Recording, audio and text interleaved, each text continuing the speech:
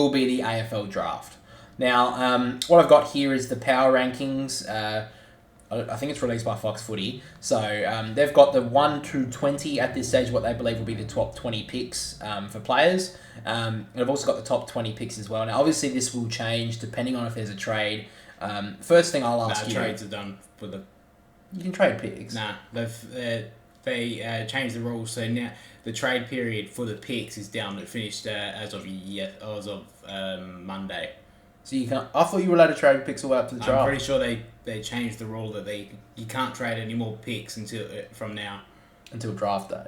Well, now, and I think until they might... Yeah, I think draft day you're allowed to keep trading, but so there's nothing going to change until draft night. Alright, well, anyway. Not like anything happened in between now and, the trade period anyway. Not really, no. Do you think by some chance that pick 1 gets traded from West Coast? No. You think? Nah. I've always believed it was never going to be traded by West Coast, and I still believe that in a way that... A lot of teams are throwing their hat in the ring to try and get it, but at this point I don't think it's going to happen now. Yeah, and I think all the other teams have already given up hope now that that West Coast are not going to trade it. So. Yeah. So basically at this stage, we'll have a look. So at number 1, obviously West Coast have the first pick. Harley Reid is expected to go pick 1 in the draft. Number 2 is Jed Walter. Now, of course, he is a Gold Coast academy player, so that would be automatically snapped up by the Gold Coast Suns to pick 2. So North Melbourne have 3 and 4, which at this stage would be a player by the name of Coley McKercher. Fucking hell. And Zane Dersma, obviously brother of Xavier Dersma. Banker. At number... absolute trading dog. At number 5, we would have Hawthorn, which is Daniel Curtin. Been linked quite a while as a WA boy to West Coast. Yeah. But it looks like that now, if they're going to obviously take Harley Reid at number 1, he will probably fall down number 5, which would be Hawthorn's pick.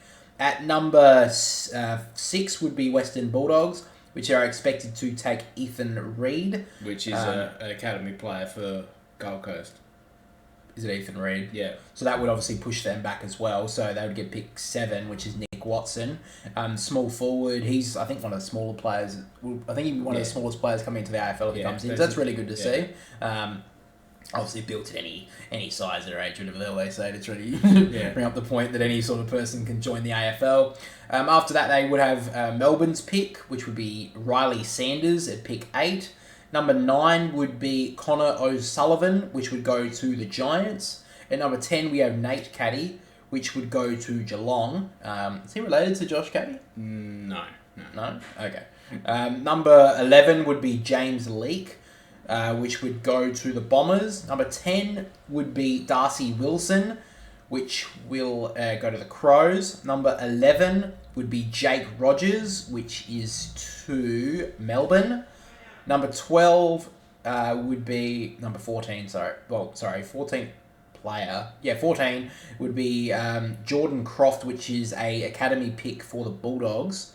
So that would take pick 12. Sorry, fucking hell. So that's the 14th player. Yeah, and then 15 would be Caleb Windsor, which would be linked to Sydney at this stage.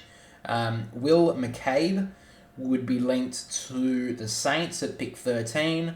Lance Collard would be linked to the Crows at pick 14. By the way, if you know that any of the rest of them are Gold Coast Academy players, you want to just let me know? I don't think any of them are. I don't think they are. No. I don't think so. No. After that, we got Lance Collard was linked to the Crows. Then we have Colton Thorstrop would be linked to North Melbourne as pick 15. Ollie Murphy would be picked to GWS. And then the last player, which is the 20th player here, is Riley Hardman, which would be for North Melbourne to pick 17. But obviously, that is the top 20 players at this stage, which are going to those sort of clubs. But obviously, that would be about pick 20 with all the with the 2 Gold Coast Academy players at this stage and the Western Bulldogs Academy player, which would push it down to 20. Yeah. So that's the top 20 players at this stage. So Port Adelaide, obviously, you won't be involved in the draft until pick 73. There's no point of Port Adelaide even investing a lot of the time into it. Yeah, we've got one pick. Do they have to pick a player, or can they just pass that pick? I think you have to pick. Yeah, you have to pick one player from the draft because you have to have at least one pick, and you have to at least pick up one player. Oh, okay. So Port have to use it. So they're going to pick up someone. So they'll pick up someone and then delist him next year. Yeah, probably. So that's pretty harsh for them. Yeah. But anyway, that's more of the breakdown of the draft so far. Most of this draft, though, they've been saying is only going to be about 50 players picked. Yeah. So I think it's pretty... Yeah. Not very many players going. Like, if that's the top 20, like there's only 30 other players that are going to be picked up at this stage. Probably we all know the reasoning behind it. It's because of the stupid rookie listed players that everyone's getting re-rookied and all the players. senior players to get re-rookied so that they can stay on the list. Well, I think that they should have just brought in the what was it, the veteran list or something that they were going to bring in with the players. The player deal with the money. They were going to bring in a veterans list, which would allow players to be moved, like older players to be moved to a veterans list, so they wouldn't have to be on the rookie list. Yeah. So they didn't bring it in. I think it may be coming in the next few years, but the players like Liam Shields, Sam Reid, Chad Wingard. Not Chad Wingard. Chad Wingard, but I think we'll talk about that in a second. But yeah, those players shouldn't be moved to the rookie list because they've been on the list for...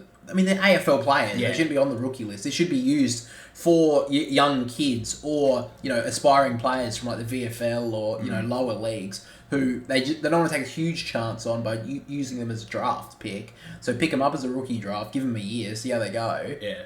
Instead of like putting all these old players on the rookie list. I think it's just ridiculous the way it's being used. And that's something that Kane Corn said. And, I've been on and off of about him over the years, but that was something that he said which was a good point.